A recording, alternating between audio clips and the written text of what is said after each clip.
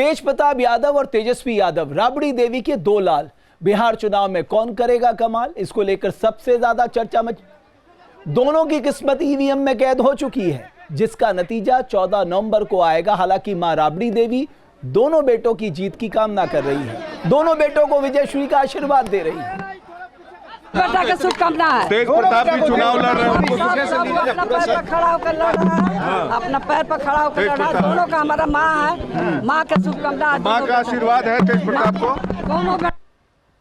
तो एक तरफ तो माँ है भाई, है ना, उन्होंने कोई केकई की भूमिका नहीं निभाई, उन्होंने कहा मेरे लिए दोनों बेटे बराबर हैं। तो माता जी तेज प्रताप का चुनाव का प्रचार करने गई थी?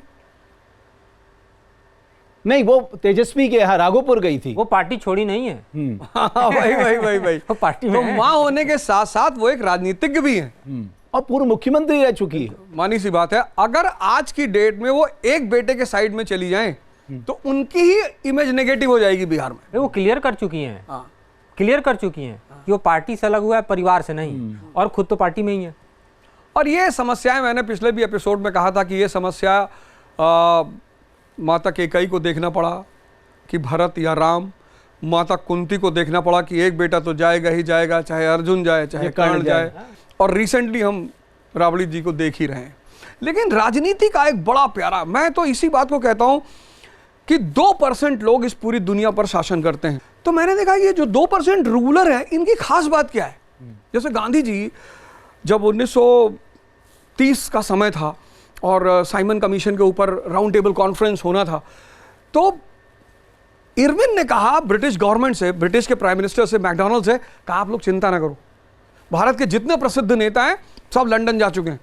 राउंड टेबल कॉन्फ्रेंस थी, तो डॉक्टर अंबेडकर लंदन में थे, मालवीय जी लंदन में थे, तेज बहादुर सप्रू, मतलब जितने भी प्रसिद्ध नेता सब लंदन में थे। गांधी जी भारत में थे। गांधी जी ने और कांग्रेस ने कहा साहब हम पहला राउंड टेबल अटेंड ही नहीं करेंगे।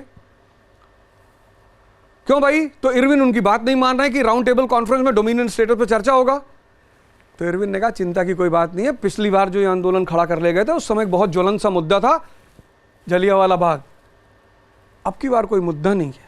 ये क्या जाके समझाएंगे पब्लिक को? 90% पब्लिक अशिक्षित है, उसको ये डोमिनियन स्टेटस समझाएंगे कैसे? तो आप चिंता ना करो, गांधी खत्म हो जाएगा 1930 में। और गांधी जी ने एक मुद्दा ऐसा उठाया कि पूरा भारत उनके पीछे चलने लगा, नमक सत्याग्रह। बिल्कुल। अब ऐसा तो है नहीं कि हिंदू नमक खाता है, मुसलमान कहते हैं भैया इसका रंग सफेद है, हमारे यहाँ हराम है भैया, नमक नहीं खाएंगे। ऐसा तो है नहीं कि पुरुष खाएंगी, महिलाएं तो सबसे ज्यादा उनको कहा जाता है, ज्यादातर महिलाएं लो बीपी की पेशेंट है और नमक तो लो बीपी की दवा है। तो वो जो राजनेता है, मैंने देखा अब्राहम लिंकन को देखा, गांधी जी को देखा, कलाम साहब को देखा, शास्त्री जी को देखा, कि इनकी जो समझ की लेवल है वो बहुत हाई है। इसलिए ये होना है। ये जो चीज है टकराहट और एक सामान्य व्यक्ति का, हमारी नजर में वो सामान्य व्यक्ति है। जैसे बहुत सारे लोग गांधी जी को बड़ा भला बुरा कहते हैं इस कंट्री में कि अरे भाई साहब गांधिया नहीं होता तो 1920 में आज़ादी मिल जाती। उनको पता ही नहीं है कि 90% लोग अशिक्षित थे 1920 में और 90% लोग गरीब थे, उनको पता ही नहीं था नेशन क्या होता है, देश का मतलब नहीं समझ में आता, देश का मतलब क्या होता है। तो यहाँ जो तेजस्वी और तेज प्रताप दोनों लोगों की जोड़ी है, उसमें यह तो सुनिश्चित था कि जिसकी समझ ज्यादा होगी गद्दी उसी के पास जाएगी। कौन खेल को समझता है? तो मुझे लगता है कि लालू जी के परिवार ने देखा होगा कि तेजस्वी खेल को ज्यादा बेहतर समझता है, तेजस्वी खेल को ज्यादा बेहतर समझते हैं, क्योंकि अगर क्रिकेट के मैदान में खेल के आया है ना, हाँ, अगर वहां ऐसे बल्ला लेके खड़े हो गए तो फिर बॉल।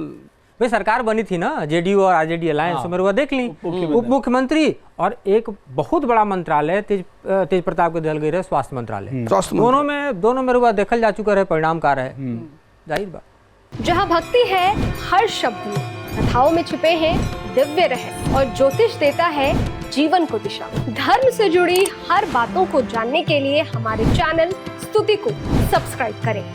चैनल पर जाने के लिए इस लिंक पर क्लिक करें।